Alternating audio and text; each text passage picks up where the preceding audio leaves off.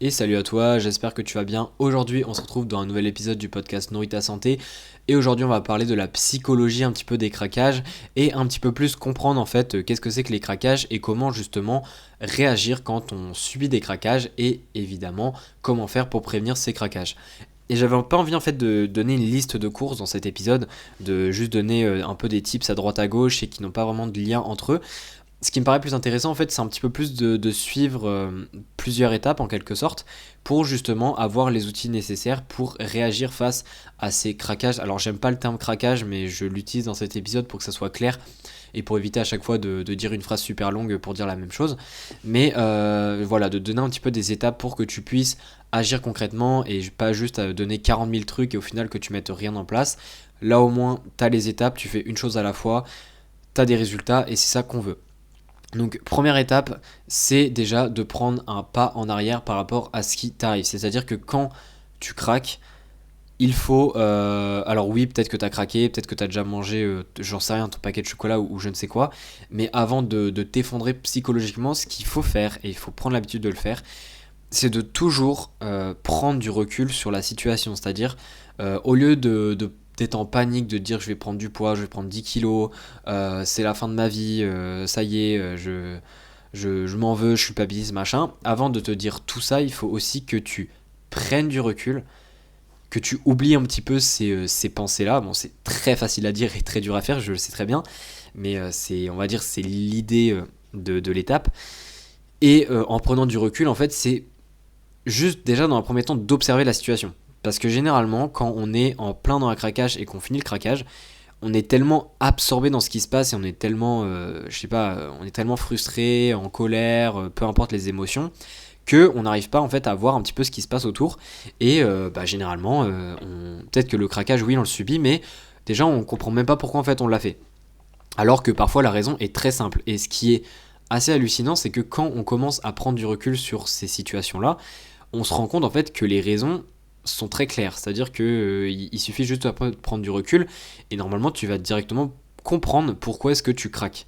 Donc ça déjà c'est une première étape parce que évidemment euh, comprendre en fait pourquoi est-ce que tu as craqué, ça te permet de connaître la cause et en connaissant la cause, ça te permet possiblement d'altérer la cause pour que ça ne puisse pas se reproduire. Donc ça on va en reparler un petit peu après, mais c'est évidemment une étape super importante. Donc première étape, et encore une fois, l'idée de cet épisode, c'est de donner des étapes simples. Je ne veux pas donner des protocoles compliqués.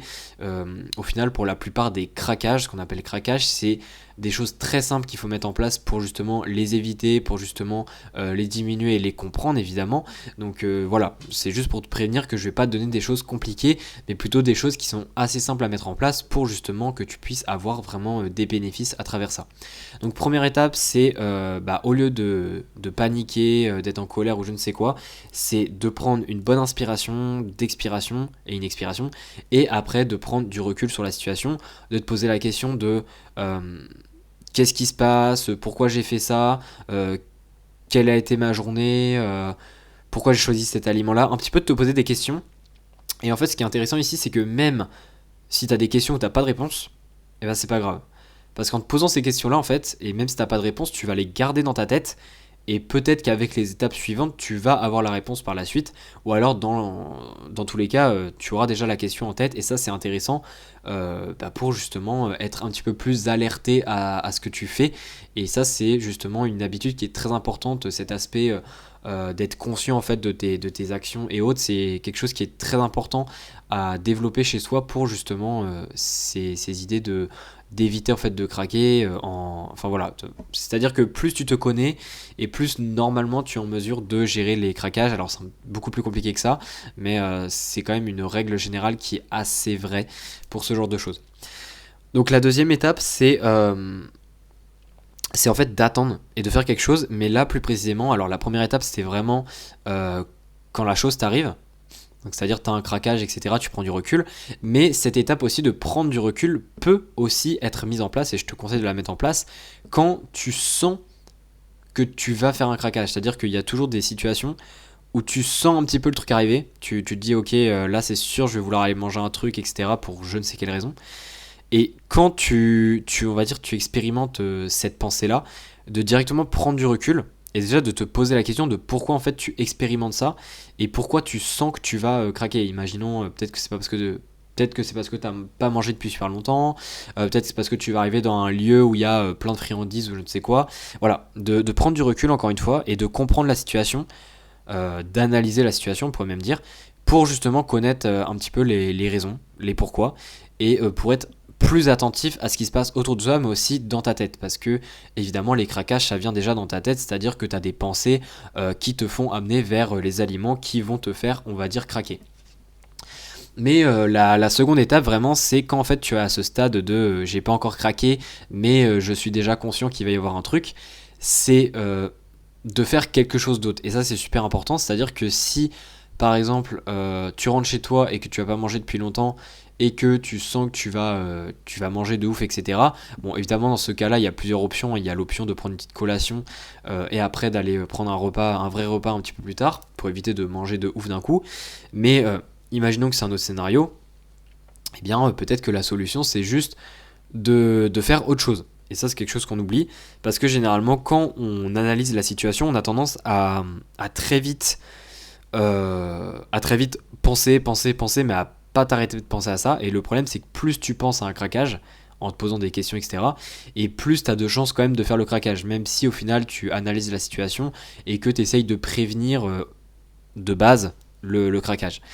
Et c'est pour ça que cette deuxième étape-là, enfin, c'est pour ça que c'est important en fait d'écrire les choses, et notamment quand tu prends du recul sur ce que tu fais, donc c'est-à-dire l'étape 1, c'est intéressant parfois que tu prennes des notes, donc sur le téléphone hein, ou alors sur un papier, mais si tu es ailleurs, pas chez toi, etc., tu prends le téléphone, de prendre des notes sur ce que tu penses, pour justement garder des traces en fait de ce que tu as trouvé en quelque sorte durant l'analyse, durant la prise de recul, etc., pour justement qu'à l'étape 2, tu te dises pas ah bah non faut pas que je fasse quelque chose sinon je vais oublier tout ce que j'ai trouvé et donc bah après ça va pas me servir. Voilà, parce que le problème en fait c'est que si tu te dis ça et que du coup tu continues à réfléchir, etc., là tu vas rentrer dans, on va dire, un petit peu une obsession sur le moment par rapport à ça, et évidemment ça va t'amener à, comme je l'ai dit, à craquer.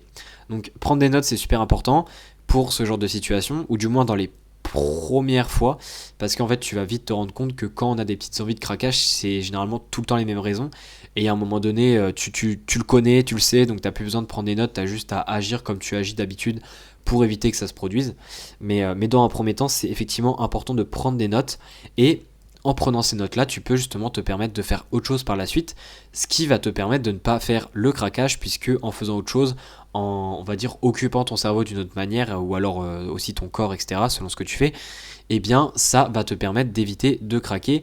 Et généralement, il suffit de même 10-15 minutes d'une activité pour que une fois que tu sors, on va dire, de l'activité, tu te dises, ah bah au final, j'avais pas besoin de ça, j'ai pas envie de manger, nanana. Et voilà, dans beaucoup de situations, ça suffit largement. Et enfin, la troisième étape, c'est de tout simplement prévenir les futures apparitions de ça. Et là, la mise en place est assez simple, c'est-à-dire que bah, tu reprends tout ce que tu as trouvé à l'étape numéro 1, c'est-à-dire toutes les causes, et avec ces causes-là, tu essayes de demander pour chacune des causes, est-ce qu'il y a moyen que je puisse éviter que cette cause arrive encore. C'est-à-dire que si on va reprendre l'exemple où tu n'as pas mangé depuis super longtemps, est-ce qu'il y a moyen que par la suite je n'ai pas à refaire ce genre, enfin je n'ai pas à revivre ce genre de situation où je n'ai pas mangé pendant tant d'heures, ce qui est pour moi beaucoup trop parce que sinon j'ai beaucoup trop faim, etc. Et du coup, en sachant ça, tu te dis ok, je peux prévenir que ça se reproduise en par exemple amenant une collation au travail, des choses comme ça. Bref, vraiment prévenir en fait l'apparition même de la cause pour éviter que tu aies à chaque fois à faire cette deuxième étape qui est d'attendre. En fait, il faut comprendre que la première étape c'est super important parce que ça te donne tous les outils. La troisième étape c'est vraiment celle qui te permet d'appliquer les outils pour justement que tout roule comme il faut. Et évidemment, on est dans la vraie vie, c'est pas le monde des bisounours parce que parfois tout roule comme il faut, mais parfois il y a des petits manqués et du coup il y a des choses qui arrivent, on va dire, assez négatives. Et c'est justement dans ces situations négatives là que l'étape 2, qui est de faire autre chose à la place, etc., peut avoir son intérêt. Donc voilà un petit peu les étapes que je voulais te donner par rapport au craquage. N'hésite pas à me dire si ça t'a plu. Si tu as des questions, n'hésite pas à m'envoyer un message. Et je pense que quelque chose pourrait t'intéresser, qui est un PDF qui te donne 3 étapes universelles pour améliorer ton alimentation dans tous les cas, en fait, pour avoir des résultats avec ton alimentation, avec ces 3 étapes-là. Et si ça t'intéresse, c'est gratuit, c'est dans la description de l'épisode du podcast. Donc n'hésite pas à aller voir ça. Et sinon, on se dit à la prochaine pour un nouvel épisode. Allez, ciao.